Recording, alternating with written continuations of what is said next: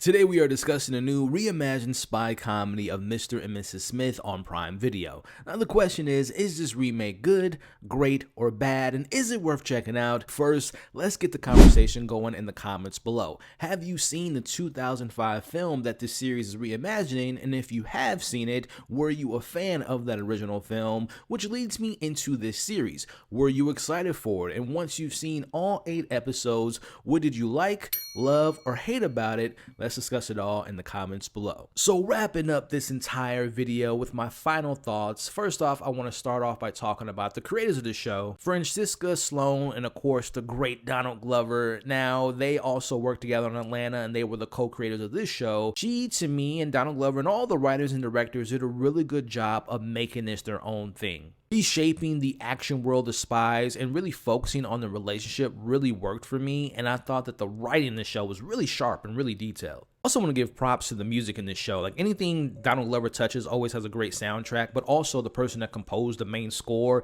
it reminded me so much of like a David Fincher, Trent Reznor, and Atticus Ross score. Like, I love the score in this show. But now it's time to talk about the two leads, and I want to start off by talking about Donald Glover first. If you've been a part of my channel for a long time, you know I've covered Atlanta and how special that show means to me, and how talented I know he is, and how he's just such a great genius individual.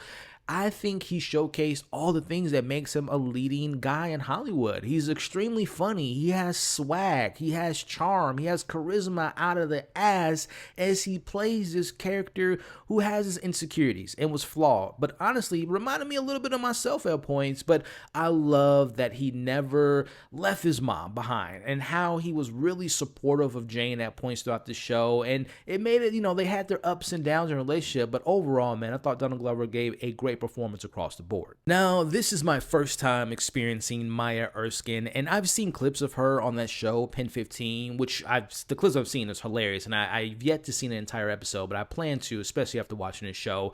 I can now officially say I'm a big fan.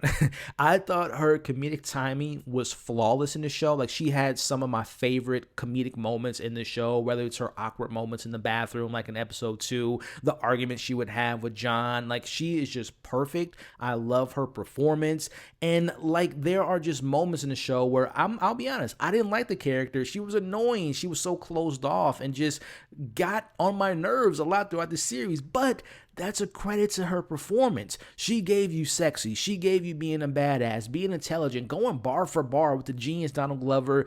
I was just taken back by how talented she is. She is just a crazy talented individual, and I thought that she was the MVP of this entire show. Now, I had my issues with the show, as I mentioned. I didn't really like episodes 2 and 3, and there were some pacing issues in the middle part of the show, and not all the missions were that exciting. And speaking of the excitement of it all, as far as the spy action moments felt, they were a little bit underwhelming at points. Like, I appreciated how grounded it felt, that they weren't like experts at martial arts or gun fu or whatnot, but I wish that the action had just a little bit more flair and a little bit more style. So while I enjoyed the romantic element of the show, I thought the more spy action beats contained some of the weakest elements of this entire show. Now, to wrap it all up, this show was ultimately about a relationship and being relatable to those that have experienced being in a relationship in which you found someone in which you thought you loved. Now, John and Jane had the opportunity to become super spies, but at the end of the day, they're just regular people who had to put on these stylish clothes to find themselves on these international huge action set pieces.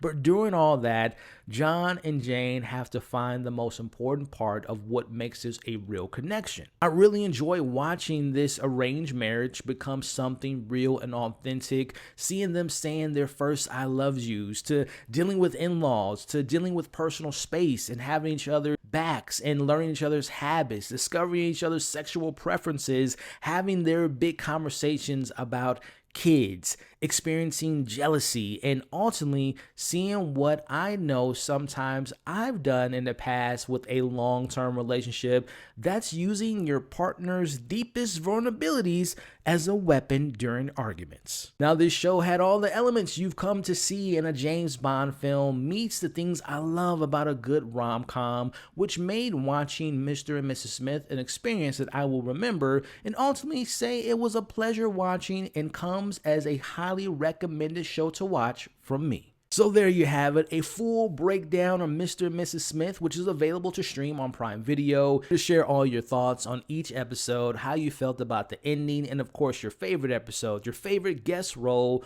what worked, what didn't work. Should there be a season 2? Let's talk about it all in the comments below. You all are awesome. Hope you all are staying safe, and I'll catch you all on the next video.